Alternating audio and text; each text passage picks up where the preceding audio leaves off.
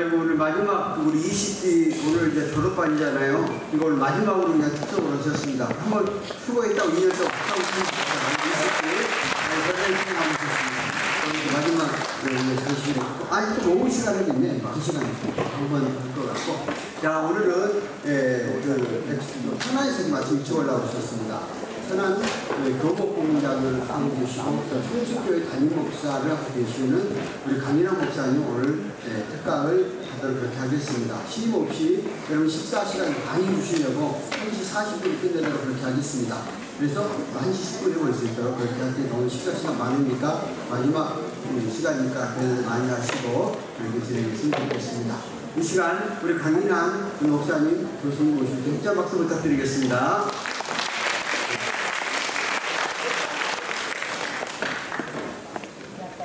할렐루야. 네. 딱 봐도 앉아계신 분들 평균 연령이 40세는 돼 보입니다.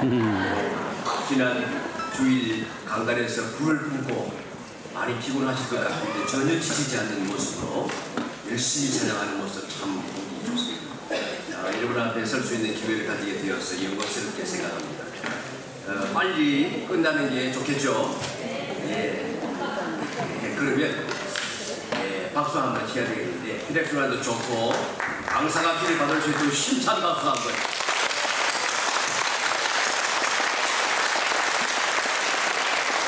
감사합니다. 오늘 저는 성경 이야기는 많이 하지 않고 여러분이 전문가시니까 인문학 얘기 짧게 하고 그 다음에 음악에 관한 이야기, 목회자가 음악에 관하여 잘하는 이야기, 그리고 우리가 쓰고 있는 악기에 대한 얘기를 짧게 말씀을 드리려고 합니다. 여러분 사람을 잘 알고 사람을 잘 이해해야 사람의 마음을 얻을 수가 있어요. 사람의 마음을 잘 얻기 위하여 사람을 이해하고 사람을 바로 알려고 하는 노력이 뭐냐? 그게 인문학적인 노력이에요. 예. 그래서 여러분 스티브 잡스와 애플의 성공을 말할 때에 그 원동력이 무엇이냐?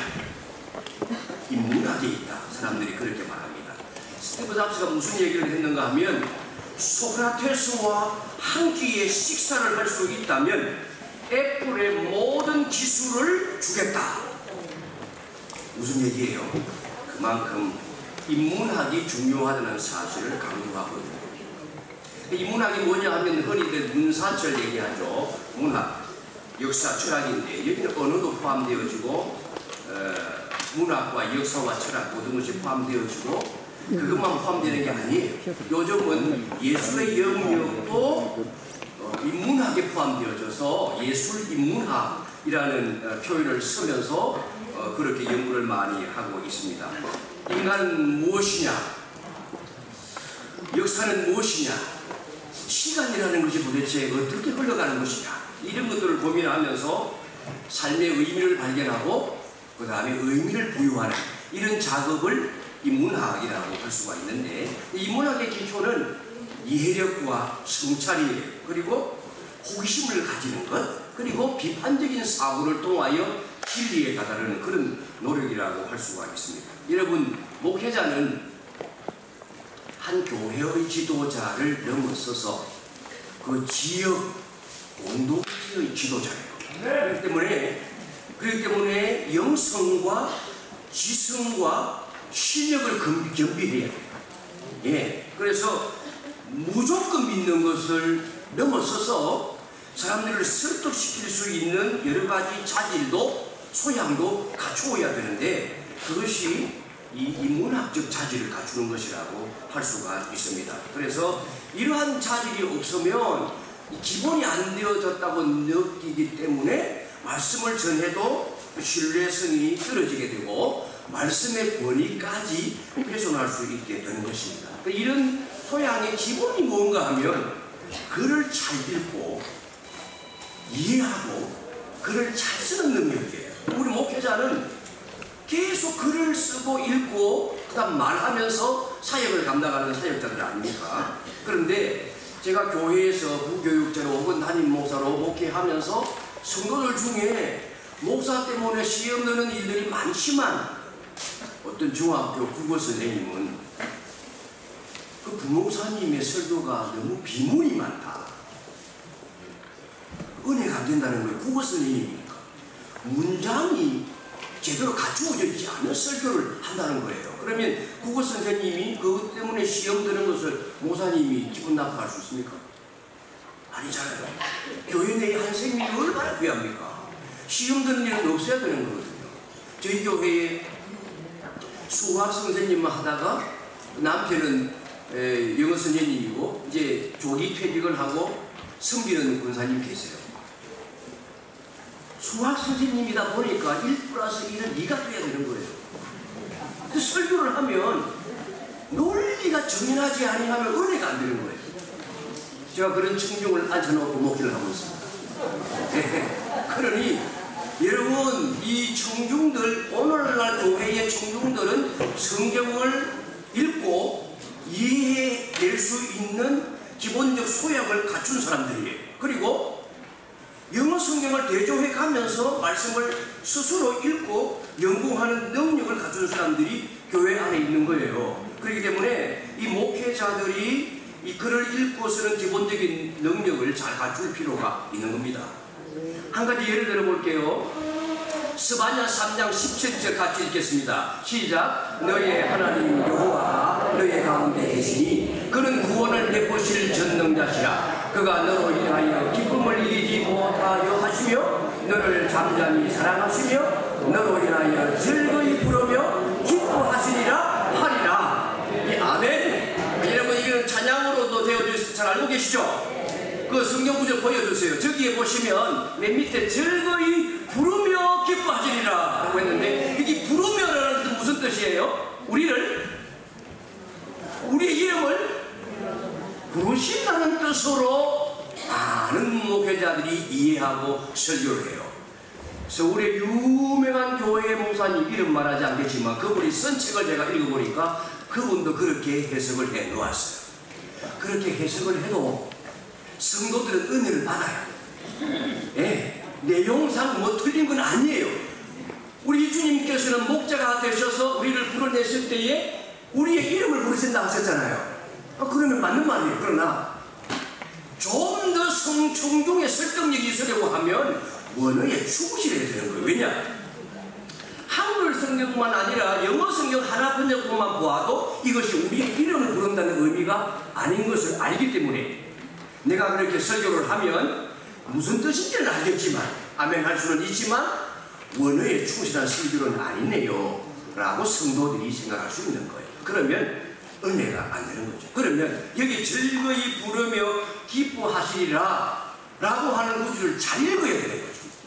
그럼 이 부름이라는 말은 무슨 뜻이냐? 원어적으로 말하면 그것은 노래한다는 뜻이에요. 노래를 부르는 거예요. 그러니까 여기 하나님은 singing God, 여러 종교 가운데 자기들이 믿는 신을 노래하는 신으로 말하는 경우는 거의 없어요. 뭐 로마 신화에는 있지만 진짜 종교 가운데 그런 신을 믿는 종교는 없다고요. 이름을 부르는 것이 아니라 하나님께서 우리를 보실 때 너무 기쁜 나머지 노래를 부르면서 우리를 기뻐하신다고 하는 그 뜻이 여기에 들어있는 거거든요. 이거는 기본적으로 성경을 읽는 기초적 소양이 갖추어져야 된다는 것을 강조하고 있는 표현인 것입니다. 자, 그런데 이제 더 넘어가서 이 인문학적 영역이 많지만 오늘날은 음악도 인문학이다 라고 말을 해요. 저는 오늘 여기에 좀 말씀을 드리려고 해요. 좀 음악이 인문학과 무슨 관계가 있느냐? 하버드는 음악으로 인재를 키운다는 책이 있습니다. 여기 보시면 하버드 대학교는 음악을 기초 교양 과목으로 가르치고 있어요. 대학교에서. 하버드 대학교만 아니에요. 스탠포드 대학교, UC 버클리, 예일 대학교, MIT 대학교도 마찬가지예요. 왜 이 음악을 기초 교양 과목으로 필수로 가르치느냐? 음악을 인문학으로 이해하는 철학이 거기에 깔려 있는 거예요. 음악을 인문학적으로, 사회과학적으로 접근을 하는 거예요. 예술 중에서 이 음악이라고 하는 것은 뗄래야 뗄 수 없는 깊은 관계를 가지고 있습니다. 고대로부터 우리 사람들이 인간에 대한 생각, 신에 대한 생각, 자연에 대한 생각과 느낌을 다양한 방식으로 표현해 왔어요. 그걸 무엇이라고 말하느냐? 예술이라고 말하는 겁니다. 음악에도 마찬가지 그런 요소가 들어있는 것이거든요. 그래서 이 음악 속에는 온갖 인간의 삶에 관한 표현들이 다 들어있는 것입니다. 어떤 체제에 대한 비판도 음악 속에 들어있고, 사회적 약자에 대한 무언의 호소도 들어있고, 낭만적인 사랑의 찬가도 들어있고, 애가도 들어있고, 영혼을 내다보는 믿음과 신앙의 고백도 들어있는 것입니다. 그래서 일반적으로 음악 장르를 말할 때 교향곡 같은 경우 많은 기악곡들은 역사와 신화를 배경으로 만들어진 거예요. 그리고 많은 경우에 성악곡들은 문학적 요소, 시들을 노래로 지어서 부른다든가 하는 그와 같은 소재로 삼고 있고, 오라토리오나 칸타타 같은 경우는 무엇입니까? 성경을 주제로 삼고 있어요. 그래서 신앙적인 고백들이 그 속에 많이 담겨져 있는 것을 볼 수가 있습니다. 음악을 하는 사람들도, 작곡을 하는 사람들도, 노래를 부르는 사람들마저도 이 인문학적 배경이 없으면, 인문학적 식견이 없으면 제대로 곡을 만들 수 없고 감명 깊은 노래를 부를 수 없기 때문에 이 인문학적 소양을 갖추려고 노력을 많이 해요. 멘델스존 같은 경우에는 라틴어, 철학, 수학, 기하학, 역사, 지리에 대해서 아주 익숙하고, 그 외에 여러 가지 재능들, 춤도 잘 추고 승마도 잘 타고 수영, 당구, 장기, 회화도 잘 하면서 언어에 관해서도 무려 6개의 국어를 구사할 수 있었다고 합니다. 그리고 그 당대의 최고의 문인이었던 괴테, 아주 천재 시인 아닙니까? 이 괴테와 12살 때 만나가지고, 괴테 72세의 나이의 노인과 만나서 사귐을 갖고 그 괴테의 시를 읽으면서 악상이 또 올라서 곡을 짓기도 할 만큼 매우 인문학적 소양이 깊었던 사람이에요. 반면에 음악가 가운데 제대로 정규 교육을 받지 못한 사람도 있어요. 누굴까요? 여기 있는 베토벤이. 이 베토벤은 정규 교육은 4년밖에 못 받았어. 그래서 자기 모국어인 독일어조차도 제대로 쓰지 못했는데 음악적 재능은 있는 거예요. 그래서 자기 자신도 내가 학식이 부족하고 교양이 부족하다, 이걸 깨달았어요. 깨달았으면 어떻게 했겠어요? 그냥 그렇게 음악적 재능만 쓰는 것이 아니라 자신의 부족을 뼈저리게 느끼고 자신의 힘으로 책을 읽고, 그 다음에 교양을 쌓기 위해서 예술가들을 만나고 문인들을 만나고 여러 가지 인문학적 소양을 쌓기 위해서 남다른 노력을 기울인 거예요. 왜 그런 노력을 해야 됩니까? 풍부한 인문학적 기초가 없으면 많은 사람을 감동시키고 설득할 수 있는 훌륭한 음악을 만들 수 없기 때문에, 연주할 수 없기 때문에 그렇게 노력을 기울였던 거예요. 그래서 현대 음악 신동들도 마찬가지예요. 그렇게 많은 사람들에게 연주를 하면 찬사를 받고 떠오르는 별과 같이 그렇게 빛나는 사람들임에도 불구하고 다시 인문학 공부를 하러 가는 거예요. 예를 들면 피아니스트 조지 리 같은 사람, 뉴 잉글랜드 음악원에서 음악을 공부했음에도 불구하고 하버드 대학교에 다시 들어가서 영문학 전공을 했어요. 이 문학을 공부하는 거예요. 우리나라의 첼리스트 장한나, 작곡가가 살았던 시대의 느낌을 직접 체험하고 싶었어. 많은 청중들의 그 열화와 같은 박수를 뒤로하고 하버드 대학교의 철학과에 다시 입학을 해서 공부를 했어요. 피아니스트인 루빈스타인은 말하기를, 단지 음악가인 음악가는 진정한 음악가가 아니다, 그런 말을 했습니다. 자, 그러면 이제 이 음악과 성경은 무슨 관계가 있는가? 음악가들은 창세기 1장 1절을 빗대어서 그렇게 말합니다. 태초에 음악이 있으리라. 왜요? 하나님이 태초에 말씀하실 때에 천지가 생겼는데, 말씀은 뭡니까? 음성이잖아요. 소리잖아요. 이게 음악이에요. 그러니까 음악가들이 그렇게 말하는 것도 틀린 건 아니에요. 태초에 음악이 있으니라. 그런데 여러분이 성경을 피타고라스가 사실은 인문학에 보고해요. 성경은 인간의 근원에 대하여 말하잖아요. 우주의 생성에 대하여 말하잖아요. 삶의 원리에 대하여 말하잖아요. 그렇기 때문에 인문학에 보고해요. 고전 중에 고전이에요. 여러분 르네상스 부흥, 문예부흥이 일어나고 난 다음에 산업혁명이 일어나잖아요. 이 문예부흥을 통하여 인간의 정신을 일깨웠던 기본적인 뿌리가 무엇입니까? 성경이에요. 성경이 고전 중에 고전이요. 그 당시에 구호가 무엇입니까? Back to the Bible이잖아요. 성경이 사실은 인문학의 보고예요. 그리고 이 서양 음악도 마찬가지예요. 대부분이 기독교 음악이에요. 플라톤보다도 100년 전에 살았던 피타고라스라는 철학자가 있습니다. 이 사람은 철학자일 뿐만 아니라 수학자요, 동시에 음악 전공자요, 우주 생성론까지 연구한 사람입니다. 근데 이 사람이 음계를 최초의 음계를 만들므로써 오늘날 사람들이 뭐라고 말하는가 하면 현대 이 서양 음악 이론의 창시자다 이렇게 부르거든요. 피타고라스가 서양 음악 이론의 창시자예요. 그래서 서양 음악이 우리나라에 들어왔으니까 우리도 마찬가지 이 사람이 음악 이론의 창시자인데 왜 그런 말을 했느냐? 음계를 처음 만든 사람인데 대장간을 지나가다가 망치 뚝딱뚝딱 거리는 소리를 들으면서 이게 소리의 높이와 그 다음에 파장이 다른 걸 느끼면서 수학적으로 연구하기 시작했어요. 그러면서 수학적 비율로 음계를 만들어내는 거예요. 파도, 솔라, 라미, 시, 이것이 피타고라스 음계라고 말합니다. 근데 여러분 피타고라스는 아까 말씀드렸잖아요. 수학자일 뿐만 아니라 철학자였습니다. 그래서 이 모든 우주 만물이 매우 정교하고 오묘한 수학적 비율로 만들어져 있다고 보았고 이것은 최고 신의 섭니다. 하나님을 믿는 것 같지는 않지만 신의 존재에 대하여는 막연하게 가졌고 이 우주를 신의 개념으로 풀어서 이해하려고 했어요. 그래서 우주만 그렇게 신의 섭리로 형성된 것이 아니라 인간의 정신세계도 그런 우주의 섭리에 의하여 그리고 음악도 마찬가지 이 우주의 원리대로 그렇게 형성되는 것으로 생각을 해서 우주에 7개의 천체가 있는데 천체의 계단이 있어서 이 우주의 천체의 계단을 음악적으로 표현하면 그것이 바로 파도, 솔레, 라미시라고 하는 거예요.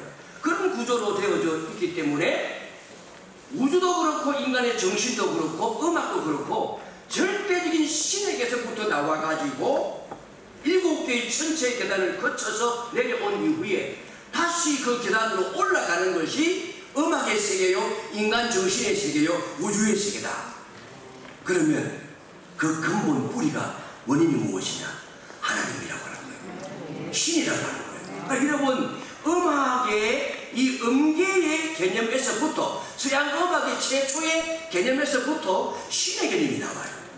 자, 그래서 이 고대적 피타고라스의 개념을 가지고 중세로 흘러내려오면서 이 철학적 정신이 그대로 이어져요. 그래서 음악에 관심 있는 사람 중에 그 당시 수도사로 있었던 사람 귀도 다레초라는 사람이 11세기에 이 이탈리아의 베네딕토 수도원의 수도사였는데 이 사람이 피타고라스의 이 이론을 근거로 해가지고 서양 음악의 기본이 되는 7계명을 만들어요. 물론 그 계명의 이름은 성 요한 창가의 그 각 소절의 첫 자를 따가지고 도레미파 솔라시라고 한 것입니다만은 뿌리는 피타고라스의 개념에서 온 거예요.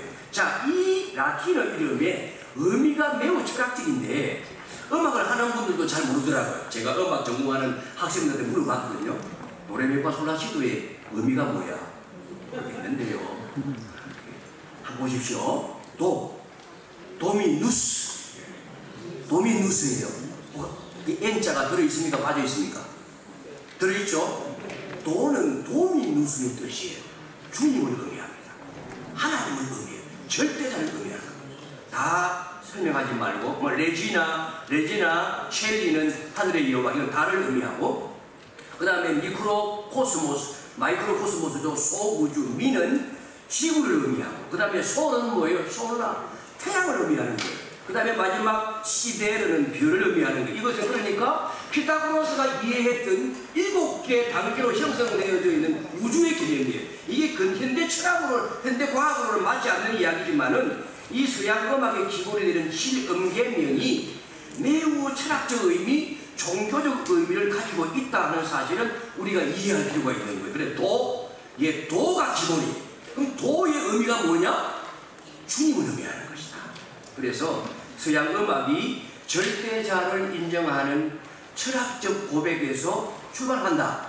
이 사실을 우리가 이해할 필요가 있겠습니다. 자, 그러면 이제 두 번째로 넘어갑니다. 음악과 성경 해석의 역사의 그 오류를 통해서 우리가 성경을 얼마나 바르게 이해하는 것이 중요한지를 한번 살펴보도록 하겠습니다. 자, 먼저 라시아 키오피안가라고 하는 뮤직비디오 한번 보겠습니다.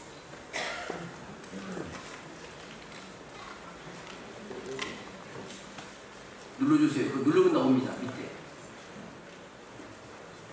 뮤직비디오 밑에 보시면 누르는 부분이 있어요. 화면 안 나오죠? 화면 안 나와요? 화면이 넘어간 뒤에 거기에다 누르세요.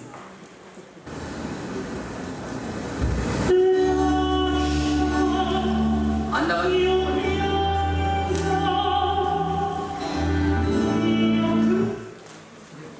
화면이 안 움직이네. 뮤직비디오.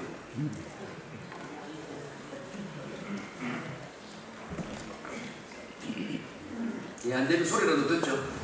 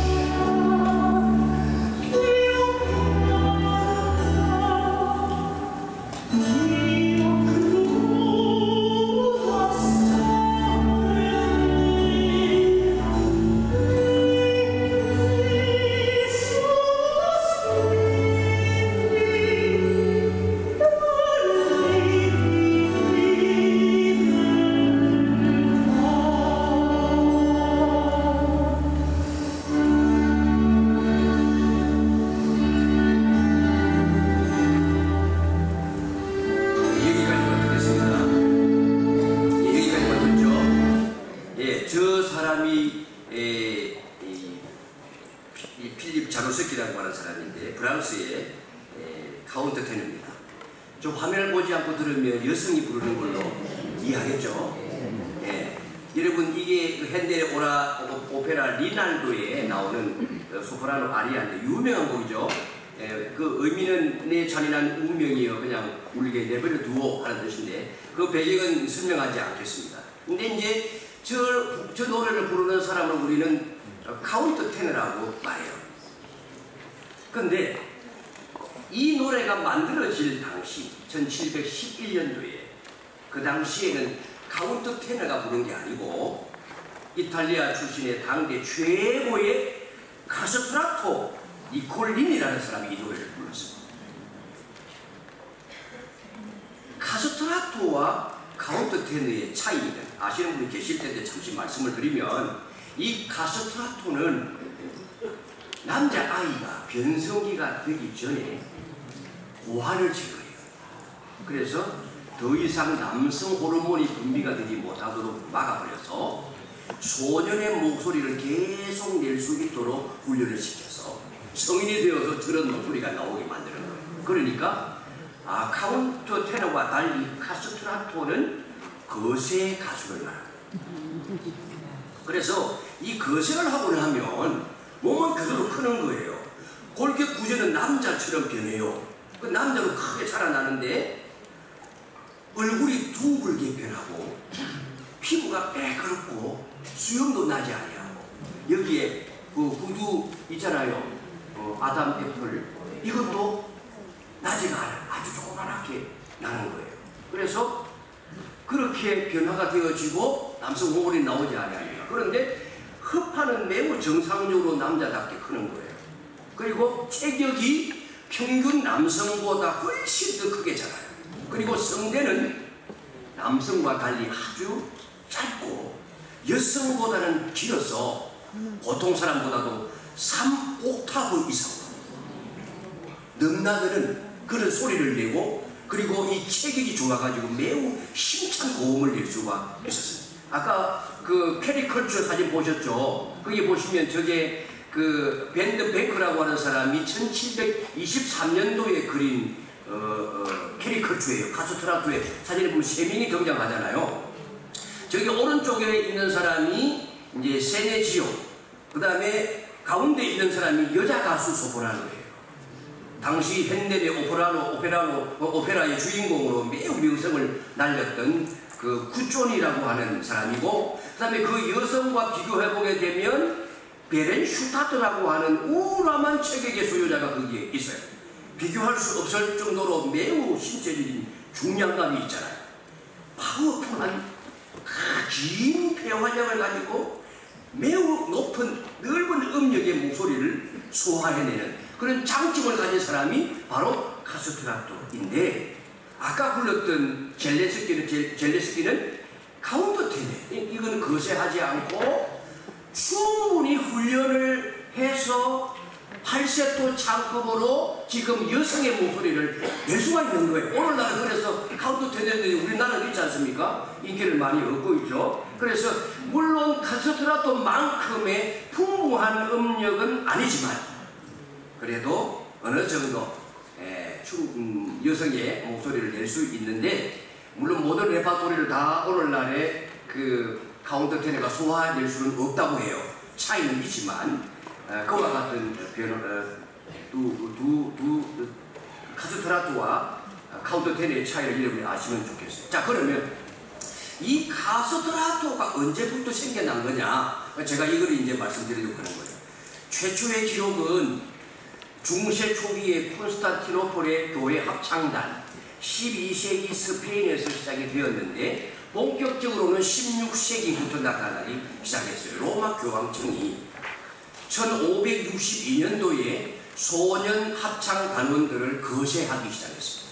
그리고 16세기 1589년에 교황 식스투스 5세가 성 베드로 성당의 성가대를 위해서 공식적으로 카스트라토를 채용을 하는 것을 승인하는 교황 칙령을 내려요.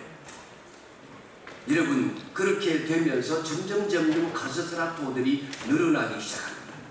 가장 큰 인기를 누릴 때가 17세기 중반에서부터 18세기 중반에, 그때 이 바로크 시대 때 절정을 이루게 되고, 18세기에까지 카스트라토가 교회 음악을 지배하고 오페라를 지배하면서 오페라에서 최고의 전성기를 누리게 됩니다. 그래서 그 18세기의 남성 가수들 가운데 상당한 숫자는 카스트라토였다고 그래요. 그 중에 유명한 사람이 카를로 브로스키라고 하는 사람인데, 1994년도에 파리넬리라고 하는 영화가 나왔어요. 그 영화가 바로 이 브로스키를 주인공으로 하여 만든 영화인데, 당시에 워낙 이 카스트라토가 성공을 하면 인기를 누릴 뿐만 아니라 엄청난 명예와 물질적인 부를 소유했기 때문에 작곡가들도 카스트라토를 위해서 작곡을 했어요. 헨델도 46개의 오페라를 만들었는데 그 중에 16개가 이 카스트라토를 위한 것이었어요. 그러다 보니까 많은 사람들이 카스트라토가 되기 원했어요. 본인은 어린 아이들은 그걸 모르잖아요. 그런데 그 아버지가 그 가난한 그 하층계급의 사람들이 내 아들을 카스트라토로 만들면 이건 뭐 엄청난 부와 명예를 누리게 되는 것이니까, 그래서 자기 아들이 카스트라토의 길을 가기를 원했어요. 물론 그걸 꿈꾸는 남자들도 많이 있었겠죠. 신비감 때문에 많은 인기를 누렸으니까. 그래서 18세기 초에는 이탈리아에서 1년에 무려 4,000명의 어린 소년들이 거세를 당합니다. 우리가 잘 아는 하이든 있잖아요. 이 하이든도 빈소년 합창단의 전신인 성 슈테판 성당의 그 합창단원이었는데, 그 성당 측에서 아버지에게 하이든도 좀 거세해서 카스트라토로 만들면 어떻겠느냐라고 제안을 했는데, 아버지가 극구 반대해서 그렇게 막았다. 근데 여러분, 일확천금에 눈먼 어른들이 이 어린 소년들로 하여금 남자로서의 삶을 포기하도록 만들었는데, 정작 그렇게 여러 나폴리 음악원이나 이런 곳에 가가지고 밤낮 없이 새벽 4시에 일어나서 밤 10시, 11시까지 고된 훈련을 하고 그렇게 배출이 되어져도 정작 성공적인 카스트라토가 되는 사람, 무대에 설 수 있는 사람은 얼마나 되겠습니까? 1%도 안 되라고요. 그러면 그렇게 거세당하여 남성성을 잃어버린 사람들이 어떻게 살겠어요? 남성적 노동력도 상실해버렸는데 오페라 무대에 한 번 서지도 못하고 매춘의 길로 빠지고 쓸모없는 존재로 취급을 당하고 남자도 여자도 아닌 비참한 삶을 살다가 자신의 삶을 스스로 목숨을 끊는, 그리고 자살로 생을 마감하는 사람들이 매우 많았다고 해요. 그런데 이 카스트라토의 인기가 나폴레옹이 이탈리아를 점령하면서 쇠퇴기를 맞이합니다. 나폴레옹이 거세를 금지하고 이 비인간적이고 비윤리적인 문제에 대한 반성이 있으면서 로마 가톨릭 교회가 그 전통을 20세기 초에 와서 교황 비오 10세가 1903년이에요. 카스트라토를 공식적으로 금지합니다. 그리고 교황청 예배당에서 카스트라토를 배제함으로써 점차 사라지게 되는데, 맨 마지막 카스트라토가 언제까지 살았느냐? 최후의 카스트라토였던 알렉산드로 모레스키 1922년에 사망했기 때문에 사실은 20세기까지 카스트라토가 존재했던 거예요. 이 사람이 부르던 노래가 지금도 남아있어요. 한번 들어보겠습니다. 진짜 카스트라토의 목소리예요.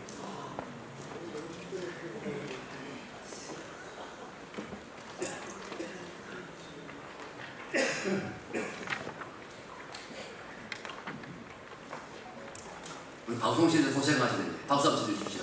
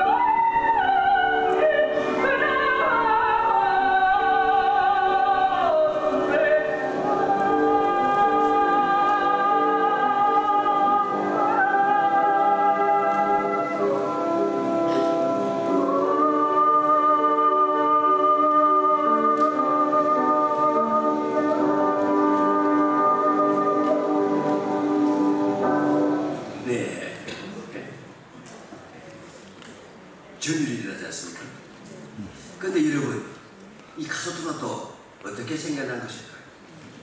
교회 역사상 340년 이상의 긴 기간 동안 이 제도를 유지하면서 수많은 소년들이 거세당하고 인간다운 삶을 누리지 못하게 만든 근본 원인이 무엇이겠습니까?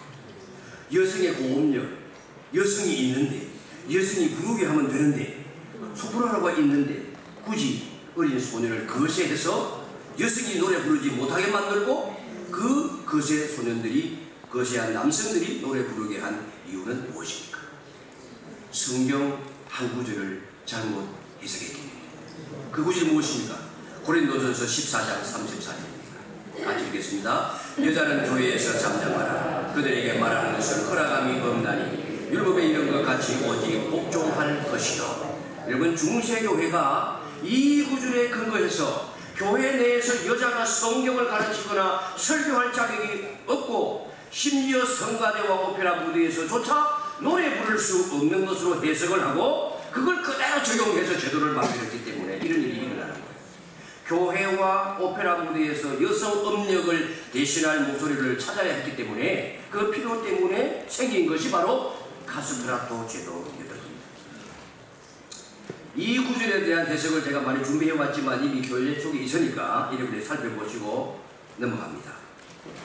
잘못된 성경 해석이 빚어내는 이 비극의 역사, 성경 한 구절의 해석의 오류가 왜곡된 문화와 제도를 만들어냅니다. 그리고 그 문화가 3세기 이상의 긴 기간 동안에 수많은 희생자를 양산해내보죠. 우리가 잘못 성경을 해석하고 이해하게 될 때에 얼마나 많은 폐해를 가져올 수 있는지, 비인간적이고 반성경적인 문화를 만들어낼 수 있는지, 그리고 아무도 항의할 수 없고 그 문화를 따라가면서 추종하는 사람들이 생겨나는 그런 악습을 만들어낼 수가 있는 겁니다. 이걸 우리가 깨달아야 해요. 성경은 모든 인류가 따를 만한 보편적이고 절대적인 진리를 담고 있는 하나님의 말씀이지만 조금이라도 잘못 해석되면 어느 한 시대 동안에 어느 한 무리의 사람들에게 엄청난 고통과 비참을 안겨줄 수 있다는 사실을 우리가 기억할 필요가 있습니다. 자, 두 번째 주제로 넘어갑니다. 이제는 악기에 대한 얘기예요. 근데 제가 타이틀을 악기 잔혹사라고 붙였습니다. 여러분, 기독교만큼 예배와 예전에서 음악에 많이 의존하는 종교는 없습니다. 불교, 찬불과 생긴 지 얼마 되지 않습니다.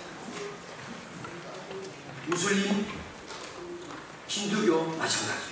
제가 힌두교 사원에도 들어가 봤지만 음악 없어요. 근데 우리 기독교는 얼마나 음악을 소중하게 여기는지 모릅니다. 아까도 말씀드렸지만 하나님이 노래하시는 하나님이었어요. 그 목회자는 음악과 악기에 대한 이해를 깊이 가져야 돼요. 제가 부교육자 시절에 담임 목사님께서 그 성가대 운영이 목회 사역의 안정을 기하는 데 매우 중요한 요소라고 가르쳐 주었어요.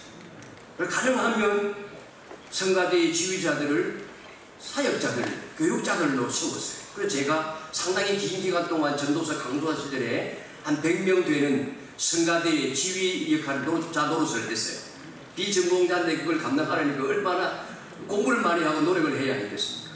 그런데 사실은 매우 예민한 영성이 작동하고 있는 곳이 성가대예요. 이 성가대가 안정성이 없으면 모든 시험이 문제가 그곳으로부터 올 가능성이 많아요. 지휘자도 잘 뽑아야 됩니다. 영성이 있어 그 곡을 영적으로 해석해내고 기도하게 하고 말씀으로 풀어주며 지도하는 지휘자를 세워야 되지 음악성만 있는 사람을 세워서도 안 되고, 그와 같은 지도력을 발휘하려고 하면 목회자도 음악적 지식을 또한 동시에 가져야 될 필요가 있는 겁니다. 구약시대 때의 악기 살펴보시면 유대인들이 예배에서 다양한 악기들을 사용했죠. 시편 150편 3절 5절 말씀까지 읽겠습니다. 시작. 나팔소리로 찬양하며 비파와 수금으로 찬양할지어다. 소고치며 춤추어 찬양하며 해락과 퉁소로 찬양할지어다. 큰 소리 나는 재경으로 찬양하며 높은 소리 나는 재경으로 찬양할지어다. 호흡 있는 자마다 여호와를 찬양할지어다. 여기에 보시면 악기가 여러 종류가 나와요. 관악기 나와요. 나팔, 퉁소 같은 것. 그 다음에 휘락기 나와요. 비파와 수금 같은 것. 그리고 타악기 나와요. 소고와 재금 같은 거. 그리고 여기에 그 여러 가지 또 그 악기 명들이 현악과 뭐 퉁소, 그 다음에 재금 이런 것들은 복수로 되어져 있어요. 그러니까 수많은 악기들이 하나님을 예배하며 찬양하는데 동원되는 것을 볼 수가 있죠. 그런데 이와 같이 악기를 동원하고 그 다음에 보시면 춤추며 소리 높이며 찬양하는 것이 예배 속에 포함이 되는데, 이와 같은 예배가 이스라엘 백성들이 바벨론으로 포로로 끌려가고 난 다음부터는 사라지게 돼요. 식민지 지배를 받으면서 그 식민지 지배 가운데 있으면서 예배를 마음껏 풍요롭게 드릴 수가 없었어요. 악기를 다루면서 큰 소리로 노래 부르면서 그렇게 소음을 내면서 예배 드리는 일은 금지되었습니다. 그래서 이 성악만이 예배에서 허용이 되었어요. 그래서 이 포로지에서 드렸던 예배 형식이 포로 이후에도 와서 예배를 드리게 되는 것이 회당 예배지 않습니까? 회당 예배는 말씀 중심의 예배가 되어지죠. 말씀과 기도 중심의 예배가 되어지고 찬양을 하는 것도 매우 단조롭게 악기가 없는 그런 형태로 이어졌습니다. 그래서 신약시대로 와보시게 되어지면 예배 드릴 때 역시 초대교회도 악기 사용하지 않았어요. 뭐 초대교회도 마찬가지죠. 여러가지 로마의 탄압을 받으면서 카타콤까지 들어가서 숨어 지내야 되는 상황에서 우리의 정체를 드러내는 것이 그 물고기 형태로 그렇게 우리의 정체를 암암리에 주고받는 상황 시대 속에서 기독교인들이 모여가지고 소리내어 마음껏 예배하며 찬양하는 것은 쉽지 않았을 거예요. 소요를 일으키지 않으려고 하는 배려 때문에라도 아마 음악은 자제했을 것입니다. 그래서 이 예배에서는 조용하게 낭창, 대표자가 솔로로 부르는 거예요. 그 낭창이 거의 원형대로 사용되었습니다. 그리고 혼자 부르는 것이 너무 단조로우니까 악기 없이 여러 사람이 함께 노래를 부르는 거죠. 그게 재창입니다. 이게 점점 많은 사람이 이제 한 목소리로 찬양을 하게 되어져요. 이걸 우리가 흔히 단선율 성가, 그리고 이것이 발전해서 그레고리오 성가라고 하는 겁니다. 이 그레고리오 성가가 그런 역사적 환경적 배경 때문에 생겨난 것인데, 이것이 이제 교회의 어느 정도 예배의 원형적인 찬양의 모습처럼 여겨져 가지고 이게 무려 교회사의 1000년 동안 이 단순율 성가, 그레고리오 성가가 기독교 신앙을 폭넓게 지배하게 됩니다. 어느 기간 동안? 1000년 동안 이어집니다. 그래서 그와 동시에 이 사람의 목소리로 부르는 소리만이 하나님의 세계에 다다를 수 있는 순수함을 가지고 있는 찬양이요, 기품이 있는 찬양이다, 그렇게 여겼어요. 그래서 악기가 교회에서 아무런 역할을 할 수가 없었어요. 이런 전통을 따라서 동방정교, 가톨릭, 영국 국교는 이 그레고리오 성가를 애호하고 부르고 있는 것을 볼 수가 있습니다. 당시 교회가 사람의 목소리가 최고의 악기요, 단선율이 최상이라고 하는 믿음이 강했기 때문에 13세기 전후에 점진적으로 여러 개의 단선율이 아닌 여러 가지 다성율로, 다성음악으로 노래를 부르는 일들이 일어나게 되죠. 이걸 우리가 이제 다성음악, 오르가눔이라고 하는데, 이게 이제 점점 교회에 도입이 되기 시작해요. 세상 사람들이 그렇게 불렀고 이것을 교회가 도입을 하기 시작을 하는데, 그 당시에 이제 보수 1000년 동안 이어져온 단선율 중심의 신학을 가진 사람들은 보수적 입장이잖아요. 그렇게 반대했어요. 그래서 이 엄격한 보수적인 그 성직자들은 소위 여러 다성율로 부르는, 소프라노, 알토, 테너, 베이스 이렇게 그 오르가눔으로 부르는 것을 매우 못마땅하게 여겼습니다. 그래서 다성음악은 지극히 야만적이고 신을 못 오가는 것이며 악마와 내통하여 만들어낸 것이다 라고 반대할 만큼 아주 극렬한 반대를 받기도 했지만은, 이것이 서서히 교회 안으로 들어오게 되고 교회가 받아들이게 되어지죠. 종교교육 시대로 가면 약간의 변화가 생깁니다. 마르틴 루터가 직접 찬송가를 작곡해서 부르기도 하고 예배에서 오르간을 포함한 악기들을 사용하도록 루터는 장려했어요. 근데 이제 그 밑에 있는 그 설명은 조금 오해가 있는 것이고, 제가 다시 살펴보니까 제가 어느 책을 가지고 인용한 것인데 조금 근거가 없는 이야기예요. 이 루터가 만든 내주는 강한 성이요 하는 찬송가가 원래 술집에서 불렸던 곡조를 가져와 가지고 가사를 붙였다라고 했는데 이건 근거가 없는 것이다. 사실 실제 그 당시에 루터를 비롯한 종교개혁자들이 그 당시 사람들이 부르던 민요나 세속적 음악의 형태도 참고를 했다고 봐요. 참고를 해서 찬송가를 작곡한 것은 사실이지만은 루터가 만든 내주는 강한 성이요는 루터가 직접 작사하고 작곡한 것이다 하는 것은 우리가 알고 있는 바대로 사실이다. 이 부분은 여러분이 거기에 쓰여져 있는 강의안을 고쳐주시기를 바라고, 그 다음에 루터와 다르게 종교개혁자였던 칼빈, 우리의 개혁주의 생명신학의 뿌리가 되어주는 칼빈의 경우에는 악기 사용에 부정적이었어요.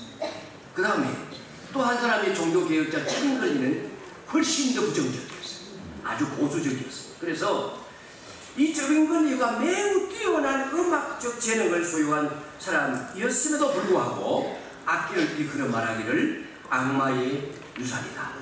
음악은 영적 정신을 잊게 만든다. 그렇게 주장하면서 예배에서 악기 사용을 철저하게 금지하고 전통적으로 불려져 왔던 그 단성 음악으로 불려왔던 이 시편 찬송가만 예배에서 부르게 했고, 이 전통이 소위 그 일부 개혁주의 전통을 가진 교회에서 지금도 이어져 오고 있는 겁니다. 그래서 악기를 사용하지 아니하고 시편 찬송가만 부르는 전통이 이어져 오고 있는 거. 지금 동방정교회 뭐 여러가지 나라마다 이름이 다 다르잖아요. 러시아 정교회, 그리스 정교회인데 이 동방정교회는 지금도 악기를 사용하지 않고 있어요.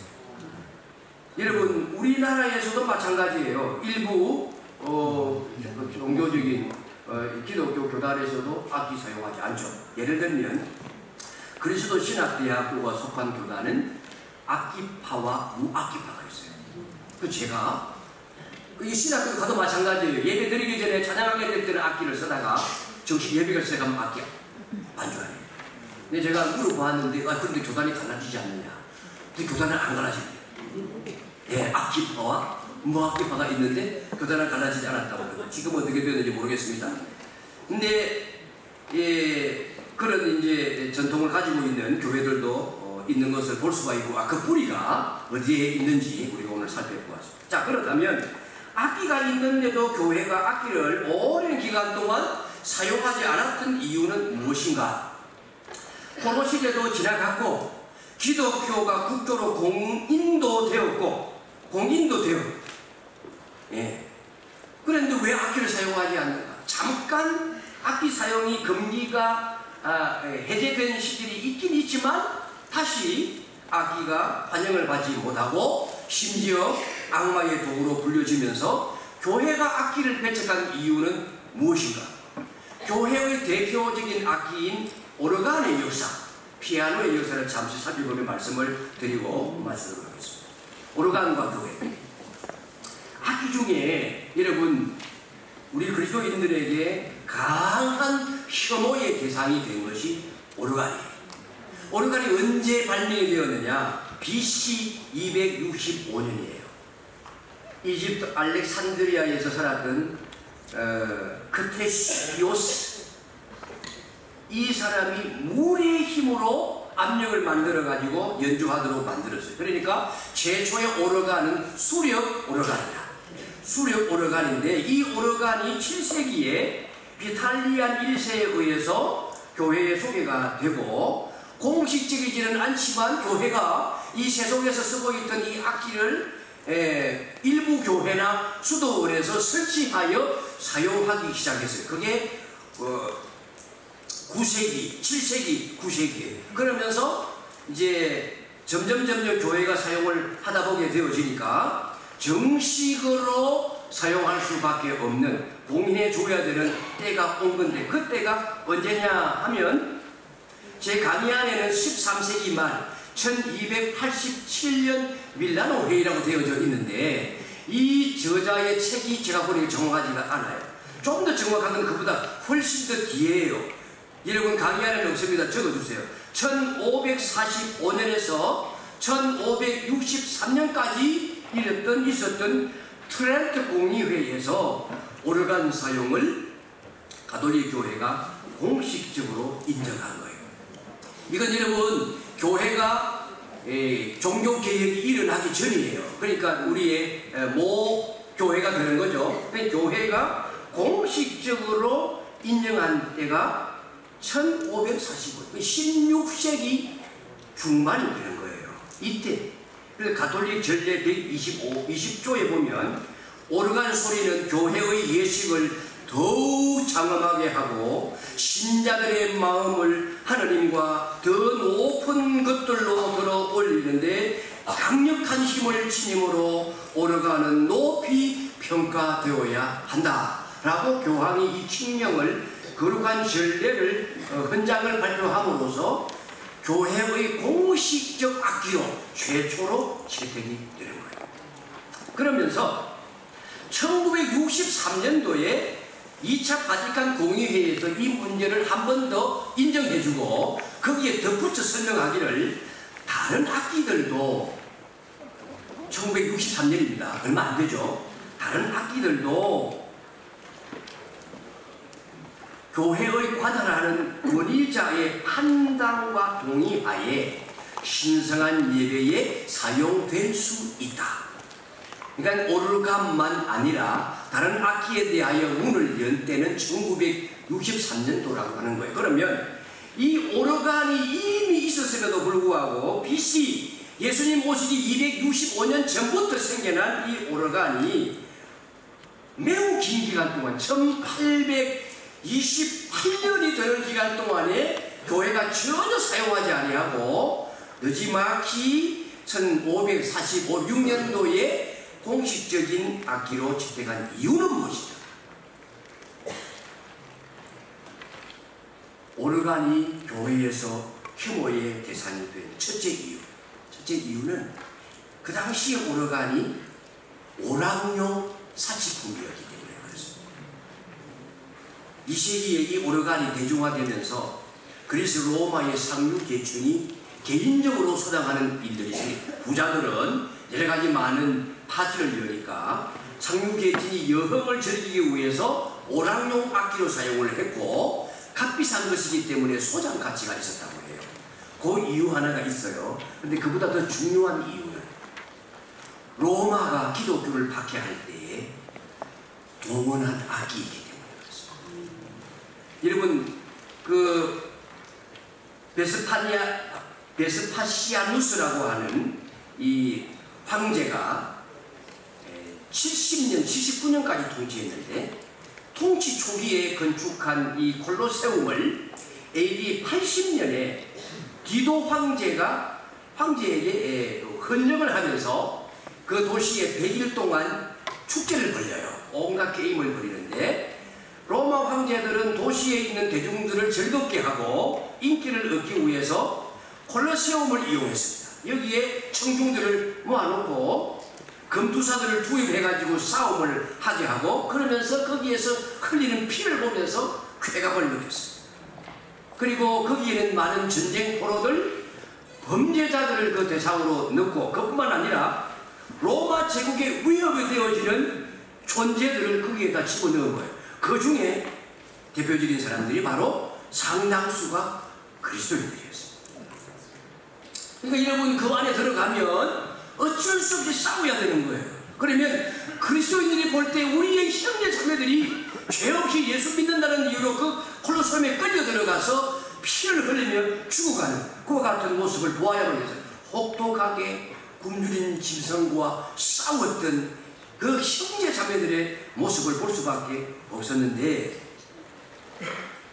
여러분 이 비인도적인 아주 극악한 이 사건이 벌어질 때에 그 분위기를 고조시키기 위해서 마치 그 시그널 뮤직처럼 이 행사를 시작하게 될 때에 오르간 음악을 들었다는 거예요. 우리가 예배를 드릴 때에 묵도송에 악기가 동원되는 것처럼 콜로세움에 그와 같은 싸움이 벌어지게 될 때에 시그널 뮤직으로 이 오르간 소리가 크니까 그 오르간 음악을 연주를 하면서 그 시작이 되어졌기 때문에 그리스도인들은 오르간 소리만 들으면 운영 경기장에서 맹수의 밥으로 죽어갔던 그 형제들의 몸서리 치는 그 장면을 떠올 수밖에 없었던 거예요.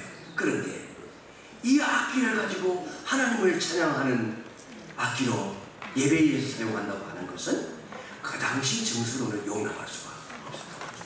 그래서 악마에도 교회가 혐오하면서 오랜 기간 동안 1800년 이상 동안 교회가 사용하지 못했기 때문에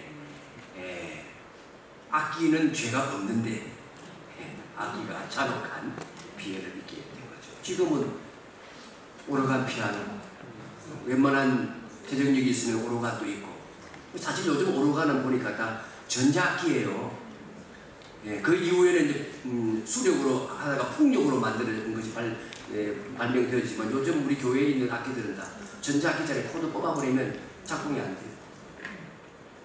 자, 그 다음에 피아노는 어떤가 하면 이제 피아노의 전신인 키보드가 14세기에 만들어지고 그 다음에 15세기에 조금 더 개발이 되어져요. 그래서 처음에는 클라비 코드라고 말하고 그 다음에 하프시 코드라고 말해요. 이게 발전되어 가다가 이제 1720년에 완성도 높은 피아노가 탄생합니다. 18세기죠.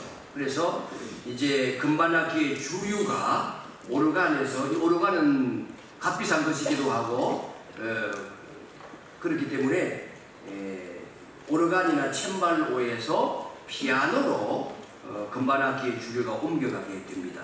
그리고 이제 19세기 들어오면서 산업화 진행되면서 기술이 발전하면서 더 개량된 피아노가 본격적으로 보급이 되어져서 19세기 말까지 대부분의 교회가 피아노를 가지게 되는데, 이 피아노에 대한 그 교회의 입장, 가톨릭 교회 입장을 제가 살펴보니까 처음에 교회로 진출할 때에도 쉽게 허락하지 않았어요. 교회에 부적합한 세속 악기로 여겨졌습니다. 근데 이제 미국의 당시의 부흥운동가들이 집회를 열면서 예배에서 피아노가 상당히 가치 있다고 여겨서 사용을 하게 되면서 교회에서 피아노에 대한 개념이 바뀌고 분위기가 변하기 시작했어요. 그렇지만 가톨릭의 경우에는 여전히 피아노에 대해서 부정적이었어요. 1903년 교회 공식 문서는 교황 비오 10세가 이렇게 기록하고 있습니다. 피아노는 드럼이나 심벌저처럼 시끄럽고 경솔한 악기이기 때문에 교회에서의 사용을 금한다. 여러분, 피아노도 교회 안에 쉽게 들어오지 못했어요. 지금은 의정시 들어와서 교회마다 피아노 없는 곳이 없죠. 그러면 이 교회가 사용하고 있는 악기들도 하나의 문화 매체인데, 문화 상품인데, 이게 시대에 따라서 변하는구나. 문화적인 상품에 대한 가치가, 도덕성이 바뀌는구나 하는 것을 알 수가 있어요. 제가 언젠가 합동측의 교회에 갔는데, 서울에 어느 교회에 갔는데 그 장로님이 그러시더라고요. 저희들이 얼마 전에 청년들과 함께 교회 지도자들과 청년들과 함께 대화를 나누면서 그들이 이 기타와 드럼 등등을 교회에 도입하는 요청을 하는데 어르신들이 그걸 반대하기 때문에 불만이 많아서 합의를 해서 예배 전에는 기타와 드럼을 쓸 수 있게 하고 예배 때는 쓰지 않는 걸로 합의를 했다는 거예요. 아직도 그런 교회가 있습니다. 여러분 교회도 그런 교회가 있겠죠. 근데 요즘 대부분의 교회는 이미 그런 부분의 벽을 이미 깨물고 악기에 차별이 없이 다 사용하고 있는 경우가 많을 줄로 생각이 되어집니다. 우리나라에도 피아노가 들어온 기록이 1880년 후반, 1887년에 덕수궁에 피아노 한 대가 들어와 있다. 그리고 고종 황제가 그걸 보고 굉장히 관심을 가졌다 하는 기록이 있고, 그 다음에 1900년 3월 26일 날 대구 서문진 나루터를 통해서 피아노가 들어왔다라고 하는 기록도 한민족 문화백과에 나와 있고, 그 다음에 1907년도 황성신문에도 피아노가 들어와 있다. 그런 설명들은 있습니다. 그러니까 우리나라는 1900년도에 피아노가 들어와서 이제 이화학당에서 풍금이 먼저 들어오고, 그 다음에 맨 처음 이화학당 학생들에게 이제 서양 음악을 가르치기 시작했는데, 맨 처음 우리나라에서 가르쳐진 서양 음악이 무엇일까요?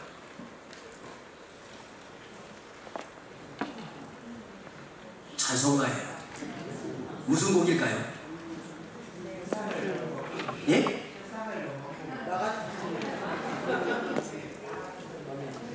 예수 사랑하심은 거룩하신 마음일세. 여러분, 이 곡은요, 각 대륙마다 뻗어나간 선교사들이 가는 곳곳마다 맨 먼저 번역해가지고 가르친 찬송가예요.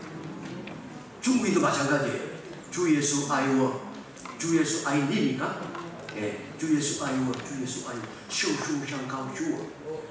일본 사람도 마찬가지. 우리나라 들어왔을 때도 이화학당에서 풍금치면서 맨 먼저 가르쳐진 서양 음악은 찬송가, 예수 사랑하시면 성경에 기록되어 있는 복음의 핵심이 들어가 있는 그 찬송가를 맨 먼저 가르쳤습니다. 그 이후에 피아노 들어오고, 그 다음에 이제 1980년도에 우리나라에 복음송이 들어오고, 1990년도에 CCM이 들어오고, 한국교회 예배당 안에 기타, 드럼, 신디사이저 같은 각종 전자악기들도 다 들어가 있죠. 이 전자악기 타악기들이 들어올 때도 많은 논쟁과 갈등이 있었습니다. 그런데 왜 그토록 교회는 악기 수용과 관련하여 오랫동안 격렬한 논쟁과 갈등을 빚어야만 했을까? 그 이유는 교회를 교회답게 지키려고 하는 그룹한 열망 때문이었을 것입니다. 그러나 그 열망이 시대에 따라 변해가는 문화를 잊지 못하면 낙오하게 되는 겁니다. 왜냐하면 복음은 문화의 옷을 입고 전달되기 때문입니다. 이거 잘 기억하세요. 매우 중요한 기독교 개혁주의 문화관입니다. 복음은 문화의 옷을 입고 전달된다. 문화가 뭡니까? 언어가 문화예요. 헬라어 히브리어가 한글로 번역되지 않으면 어떻게 한국 사람이 복음을 받겠습니까?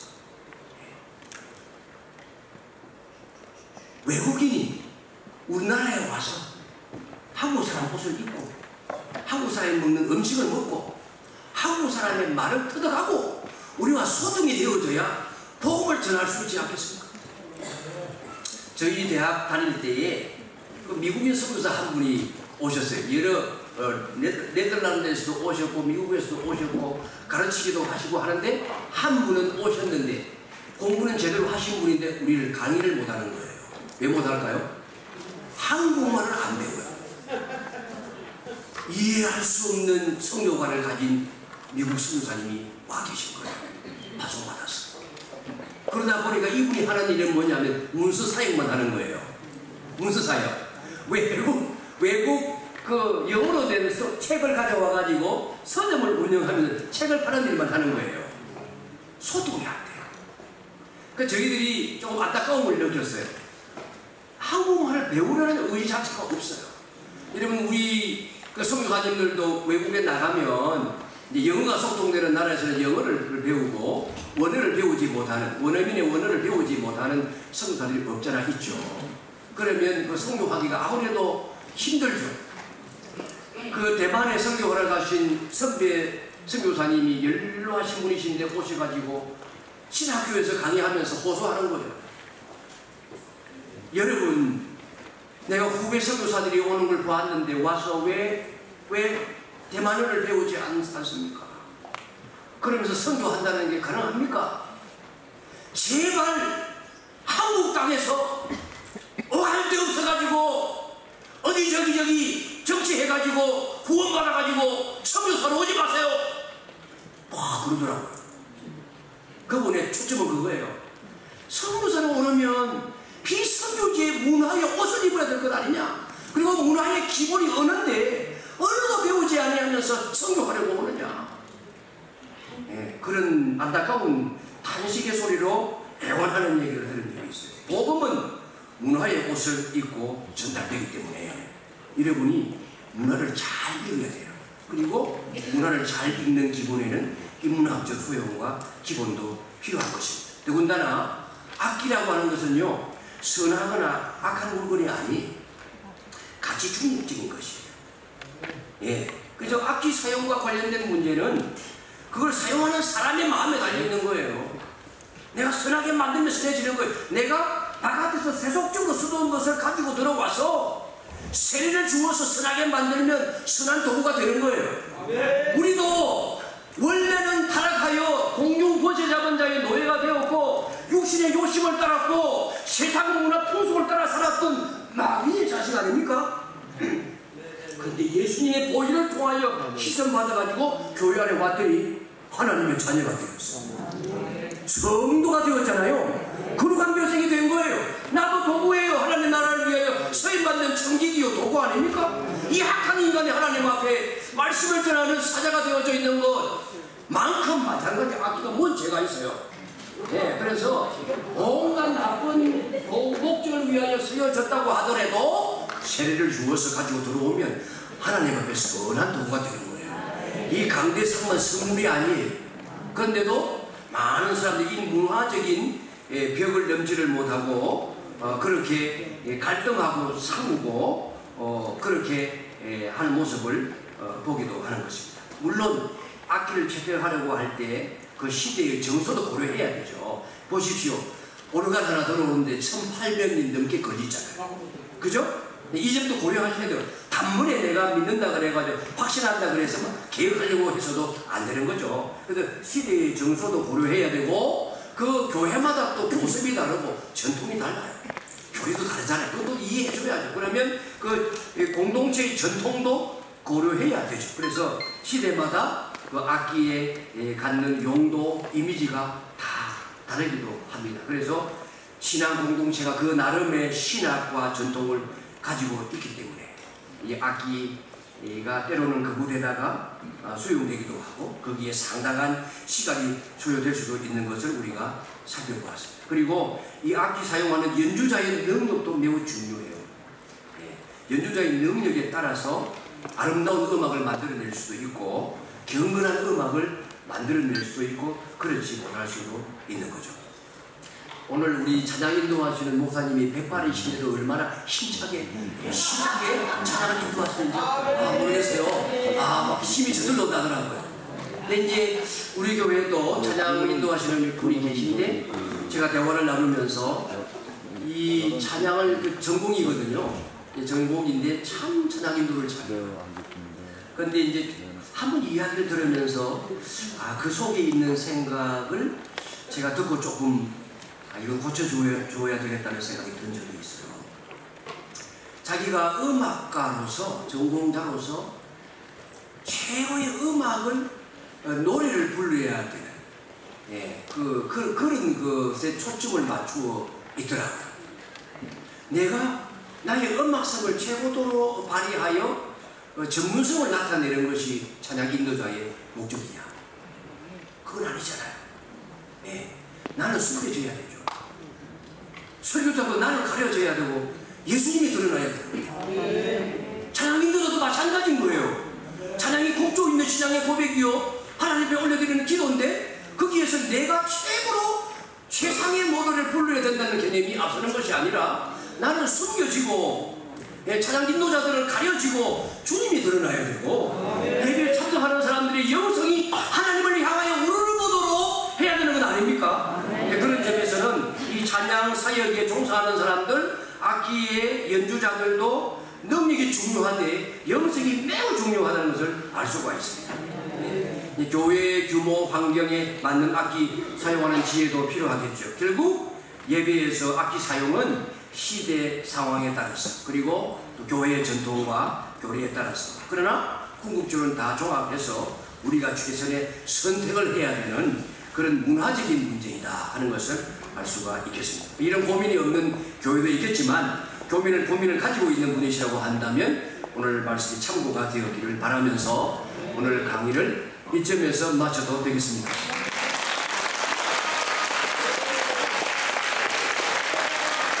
기도할 말씀이 있습니다.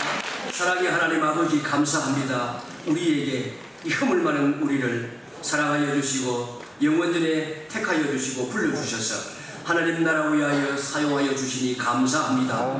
하나님 우리가 배우고 익힐 것이 너무나 많습니다. 우리는 한 교회의 지도자를 넘어서서 지역 공동체 사회의 지도자로 존경받으며 하나님의 이름에 누가 되지 아니하도록 그렇게 쓰임을 받아야 되겠는데 영성과 지성과 실력과 인격을 골고루 겸비하여 하나님의 말씀을 파고들고 기도하여 영감을 받아 복음을 전할 때에 성도들의 마음에 감동이 되어지고 설득이 되어지고 깨닫고 믿음으로 받아들이며 화합하는 역사가 일어나서 말씀이 흥황하고 교회가 날로 부흥하고 하나님께 영광 올려드리는 역사가 이어지도록 주여 우리를 사용하여 주시옵소서. 이 뒤에 참여한 모든 목회자들을 날마다 성령의 충만하게 하심으로 말미암아 하나님께 큰 영광 올려드리는 귀한 사역자들이 다 되도록 복을 내려 주옵소서.